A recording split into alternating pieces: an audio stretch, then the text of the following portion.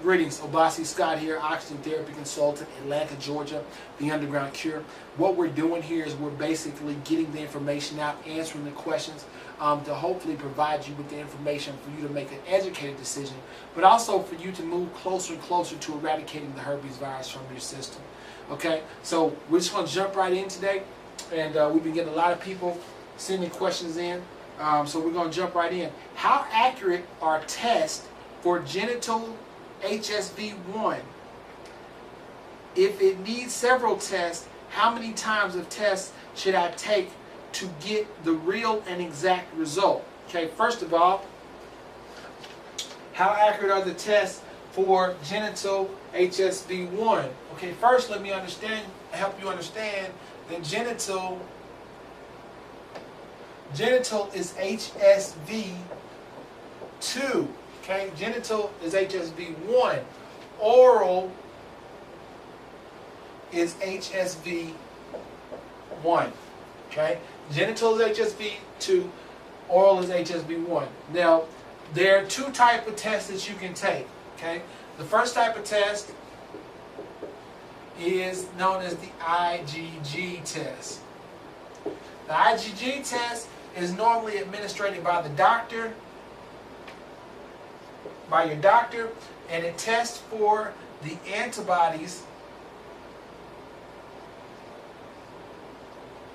It tests for the antibodies from the virus. But this means that the virus is supposed to have been in your body long enough to produce antibodies. If there are no antibodies there, then this test could come back as a false read, what we call a false read negative. Okay, if the antibodies are not there. Okay, the second test, this test right here, is about, let's say, 85 to 90% accurate. Okay, the second test is what we call the PCR test. Okay, the PCR test is normally administered by a lab. Okay, and this tests the actual cells. It tests the cells at 300 times the magnification, or 300 times the examination of the cells. And what it's looking for is looking for the destructive cells, the mutated cells, things like that that would give signs of the actual herpes protocol. Not herpes protocol, the actual herpes virus being in your system. This one is about 95 to 98% accurate. Okay? Now, what you got to understand is there's a third way that you can tell. Okay? And that's, it's not really a test, but it's the third way to tell, is just give your body time.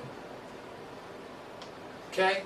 If you see in time that you start having outbreaks, if you see that you start having issues or symptoms, flu-like symptoms, mostly outbreaks that look like the herpes virus, then you know automatically that it's a good chance that you have it. So step one would be to go get you a PCR DNA test. Step two would be to get your IgG test. Okay, if both of those confirm it, then you know you're either dealing with HSV1 or HSV2, depending on where the outbreak happens. If it happens in the mouth, the neck, around the neck, the mouth, the neck, the back of the neck, on the face, anywhere, you know it's oral, it's HSV1. If you know it happens in the genital, the lower stomach region, the legs, the buttocks, anything in that area, you know that it's automatically HSV2. Okay? So, let's see. Did I answer that question? Okay, how accurate are the tests? Do you need several tests? How many times should I test to get the... You really only need to test one time if you're doing the PCR DNA test. You may need to test at least twice. If you take this IgG test immediately, you may need to go back after antibodies have had tests to produce in your body and take it again. That way you can really test and see if it tests positive. Okay?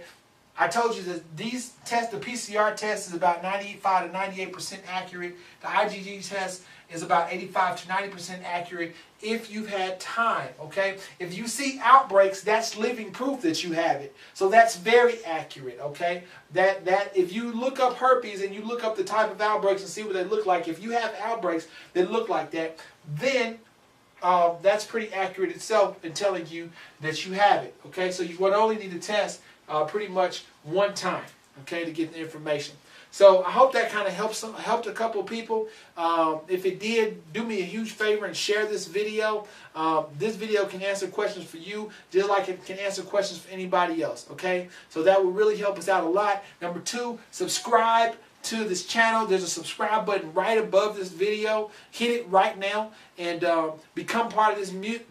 There's millions of people that are pushing towards natural health and natural healing and things like that. So we're all in it collectively together, and positive energy will always outshine negative energy 100% of the time. Number 3, leave a positive comment below. Okay, your positive comment, your inspiration, your motivation, you're being happy about what you learned in your situation will motivate somebody and inspire somebody else to keep going, to keep pushing, and to take the next step to get their healing, to eradicate the virus from their body, to be disease-free, and to get their life back. So help us do that. If you've got any questions, concerns, or comments, please send them to the undergroundcure@gmail.com. I'm sorry, undergroundcure@gmail.com. No "the" in front of it.